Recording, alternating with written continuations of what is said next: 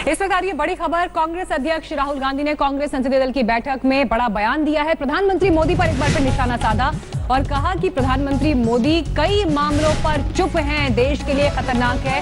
ऐसे कई मामले जिसमें किसानों की खुदकुशी से लेकर रोजगार तक के मुद्दे, बालिकाओं के साथ मुजफ्फरपुर में जो हुआ, ऐसे कई मुद्दों को लेकर राहुल गांधी ने एक बार फिर प्रधानमंत्री को घेरा है, उनकी चुप्पी को लेकर। लेकिन साथ ही अपने कार्यकर्ताओं को संदेश 2019 के लिए भी दिया है कि कार्यकर्ता इसके लिए तैयार करें। ये एक बड़ी लड़ाई होगी जिसके लिए तैयारी पूरी होनी होगी और अभी से शुरुआत करनी होगी।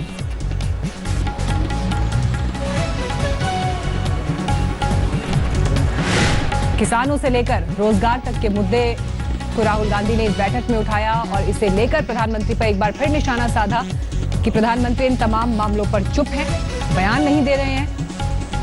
लेकिन अपने कार्यकर्ताओं को भी साथ में नसीहत दे दी कि 2019 के लिए अपनी तैयारी में कोई भी कसर ना छोड़े।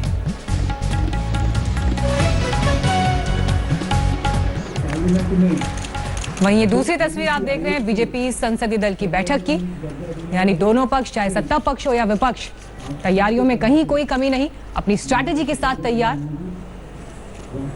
लेकिन एक अहम मुद्दा यहाँ पर एनडीए के उपसभापति जो राज्यसभा के हैं उनके पद को लेकर भी चल रहा है, जिसमें एनडीए के ही जो साथी दल हैं, खासतौर पर अकाली दल और शिवसेना, सरकार के रुख से अलग नजर आ रहे हैं। तो ये वो मुद्दे हैं जो आज के दिन में खबरों में छाए हुए हैं। कांग्रेस की बैठक, दूसरी तरफ बीजेपी संसदीय दल की बैठक की तस्वीर आप देख रहे हैं।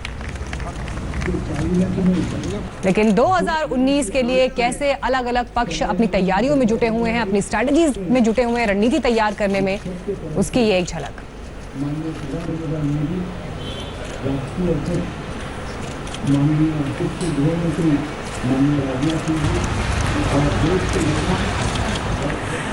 तो बैठकों का ये दौर एक तरफ, लेकिन राज्यसभा के उपसभापति पद को लेकर किस तरह से एनडीए में ही टकराव की स्थिति दिख रही है, क्योंकि एक तरफ एनडीए ने अपना उम्मीदवार खड़ा किया, लेकिन आपत्ति उस पर अकाली दल और शिवसेना को है।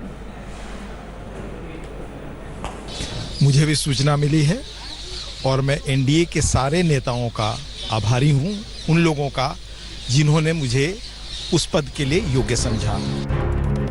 जेडीयू से राज्यसभा सांसद हरिवंश खुश हैं कि उन्हें उपसभापति के लिए एनडीए ने अपना उम्मीदवार तय कर लिया।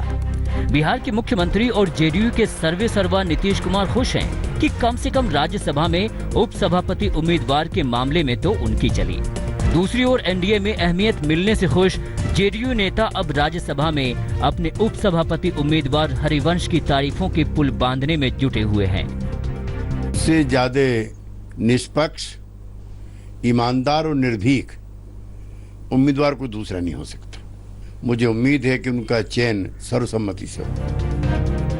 जैसे ही हरिवंश के नाम का ऐलान हुआ, एनडीए की गांठें फिर से खुलती दिखने लगी। पहली नाराजगी अकाली दल की ओर से सामने आई।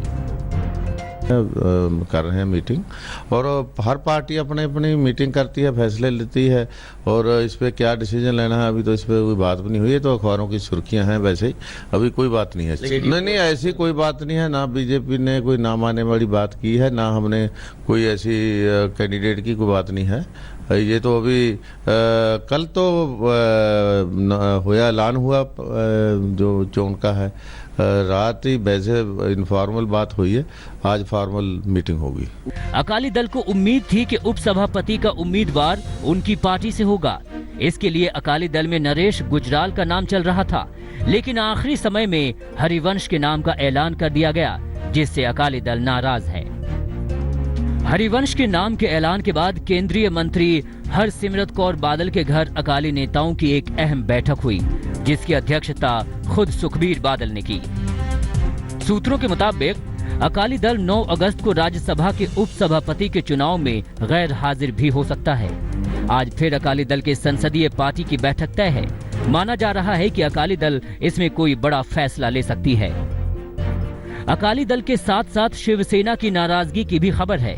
सूत्रों के मुताबिक शिवसेना इस बात से नाराज है कि उसके उपसभापति की उम्मीदवारी को लेकर कोई चर्चा नहीं हुई।